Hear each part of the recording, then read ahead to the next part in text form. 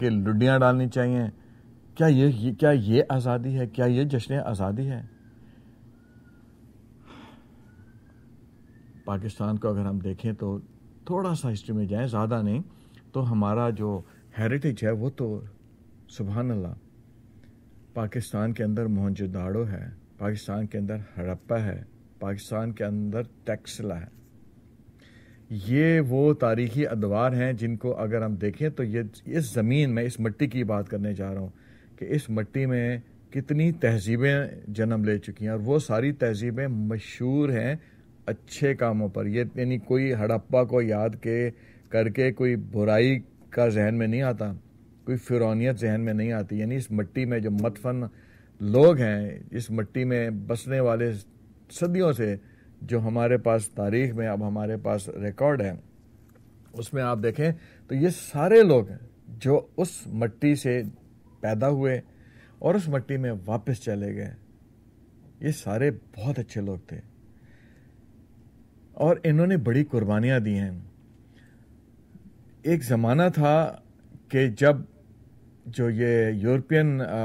کمپنیاں تھیں، یعنی یورپینز جو تھے، وہ پہلے تو دنیا میں ایک چیز ہوتی تھی نا کہ لوگ جو سفر کرتے تھے یا وائجز ہوتے تھے یا جو شپ پر بیٹھ کے ایک جگہ سے دوسری لوگ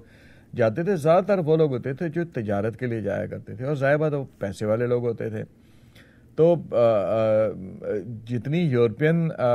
بڑی بڑی تجارتی کمپنیاں تھیں، جن میں ایسٹ انڈیا کمپنی کا ذکر میں اس لیے کروں گا کہ اس سے ہماری تاریخ کا ایک لنک بہت قریب میں جڑتا ہے، کہ جب ایسٹ انڈیا کمپنی نے یہاں آ کر اور دیکھا کہ جناب یہاں تو ریشم بھی ہے اور یہاں تو جناب بے شمار دولت پڑی ہوئی ہے جس کو لوٹا کھسوٹا جا سکتا ہے اور جس سے بہت مال کمایا جا سکتا ہے، تو اس نے اپنے قدم جمانے کے لیے جو سب سے پہلا تاریخ میں مجھے نظر آتا ہے وہ یہ ہے کہ جو پلاسی کی جنگ ہوئی اور اس میں سراج الدولہ کی فوج کی اور انگریزوں کی فوج کے درمیان جو لڑائی ہوئی، تو اس وقت چھوٹا سا ایک واقعہ ہے کہ 3000 کے قریب انگریز تھے، انگریزی فوج تھی، اور جو سراج الدولہ صاحب تھے ان کے پاس 5000 فوج تھی. لیکن قسمت چونکہ کچھ اور دکھانے جا رہی تھی، تو ہوا یہ کہ جب ان کی آپس میں پلاسی کی جنگ ہوئی، لڑائی ہوئی، اس کے اندر سراج الدولہ صاحب کو شکست ہوئی، کیونکہ ان کی فوج اس زمانے میں تو توپیں ہوتی تھیں نا، آج تو بڑے سوفسٹیکیٹڈ ویپنس ہیں، اس زمانے میں توپ ہوتی تھیں، یعنی جس کے آگے ایک گولا لگایا جاتا تھا، اس کے پیچھے ایک بارود ہوتی تھی اور بارود کو داغا جاتا تھا، بارود کو اگنائٹ کیا جاتا تھا، اس سے جو گیسز نکلتی تھیں وہ اس گولے کو آگے پھینکتی تھی، اور اس طرح سے، اور یہ بہت بڑا ایک ویپن تھا اس زمانے کے حساب سے. تو سراج الدولہ صاحب کے جو بارود تھا وہ قدرت خدا کی کہ بارش ہوئی اور ان کے لوگوں نے شاید اپنی ذہن میں بڑھائی کہ ہمارے پاس تو 5000 سپاہی ہیں، انہوں نے خیال نہ کیا، دھیان نہ دیا، یا قسمت میں اور تاریخ نے ایسا ہی دیکھنا تھا، تو ان کی جو بارود تھی وہ تو ساری گیلی ہو گئی بارش کے پانی سے، اور گوروں نے اپنی بارود کو ڈھانک کے رکھا ہوا تھا، تو ان کے گولے چلتے رہے، ان کے گولے نہ چل سکے، اور اس طرح سے سراج الدولہ صاحب کو شکست ہو. یہ پہلی لڑائی تھی جس کے بعد ایسٹ انڈیا کمپنی اس علاقے میں داخل ہو گئی اور تاریخ کا سفر شروع ہو گیا. 1757 سے لے کر 1947، یہ تقریباً 200 سال انگریز نے حکومت یہاں پر کی ہے، اور یہ جو بارش کا پانی بارود پہ گرا تھا، اس سے تاریخ شروع ہوئی.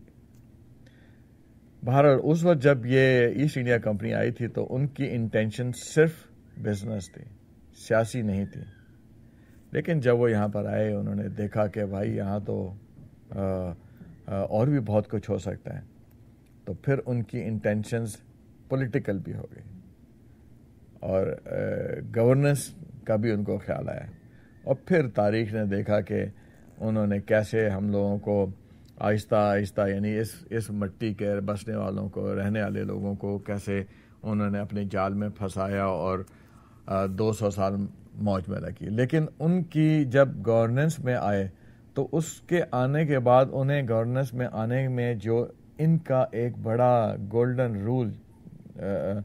جو آج بھی گولڈن رول ہے وہ تھا ڈیوائڈ اینڈ رول، کہ اس یہاں پر رہنے والے جو لوگ تھے بڑے اچھے، بڑے محنتی، ہمیشہ سے، آج نہیں، اس سب کانٹیننٹ کے رہنے والے لوگ ہمیشہ سے بہادر تھے. یہ شاید اس مٹی کی میراث ہے، اس مٹی کی دین ہے کہ جو لوگ اس مٹی میں رہتے ہیں بہت بہادر، محنتی، جفا کش، کام کرنے والے، انٹیلیجنٹ. اور اسی مٹی سے مسلمانوں کی ایک بہت بڑی تعداد نے بہت نام بھی پیدا کیا ہے. تو انہوں نے سوچا کہ اب جب گورننس کرنی ہے تو گورننس کیسے کریں گے، حکومت کیسے کریں. تو انہوں نے ایک اس کا اصول ڈیوائز کیا تھا کہ ڈیوائڈ اینڈ رول. تو انہوں نے جناب ڈیوائڈ کرنا شروع کر دیا، اور مسلمانوں کو ہندوؤں سے، اور ہندوؤں کو مسلمانوں سے، اور سکھوں سے، اور والا ایک بازار بن گیا. اور تاریخ نے دیکھا کہ بڑے بدترین موقع بھی آئے، اور پھر انہوں نے ظاہر بات ہے چونکہ اب وہ گورننس کھیلنے کودنے کے لیے نہیں کر رہے تھے، تو گورننس کرنے کے لیے ان کو پیسہ بھی چاہیے تھا، تو انہوں نے وہ پیسہ بھی آپ سے ہی نکالنا تھا. تو اگر ہم تاریخ پر نظر ڈالیں تو تقریباً 2/3 جو انڈیا تھا وہ آزاد تھا اس وقت بھی. اور جو ایسٹ انڈیا کمپنی حکمرانی کر رہی تھی، یا جو گورا راج تھا، وہ 1/3 علاقے پر تھا. لیکن جو باقی لوگ تھے نا، وہ وہاں کے راجے، مہاراجے اور شہزادے جو تھے، وہ سب بیسیکلی ان کو یا تو گوروں نے اپنے ڈنڈے کے ساتھ دبا کے رکھا ہوا تھا، یا ان کو انہوں نے لالچ دے کر اور اپنے ساتھ ملا کے رکھا ہوا تھا. تو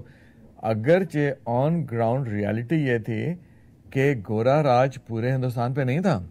2/3 ملک آزاد تھا جس پہ انڈیپینڈنٹ کے راجے مہاراجے حکومت کرتے تھے. بٹ چونکہ اب وہ گڈ گورننس کرنے لگے تھے اور گوروں کو گورننس آتی تھی، انہوں نے ڈیوائڈ اینڈ رول کے تحت اور سپریس اور ڈپریس اور انفلوئنس کر کے، اور اس طرح سے انہوں نے مطلب دیکھا جائے تو ٹیکنیکلی پورے ملک پر حکومت کی انہوں نے. لیکن ان کے اس بے جا ٹیکسیشن اور ناجائز جو انفلوئنس تھا لوگوں کے اوپر، اس سے لوگوں میں ایک بیداری پیدا ہوئی، لوگوں کو نفرت بڑھی. اور پھر وہ 1857 آیا جب میوٹنی ہوئی گورا راج کے خلاف، اور گورا راج کو ایک بہت بڑا دھچکا لگا،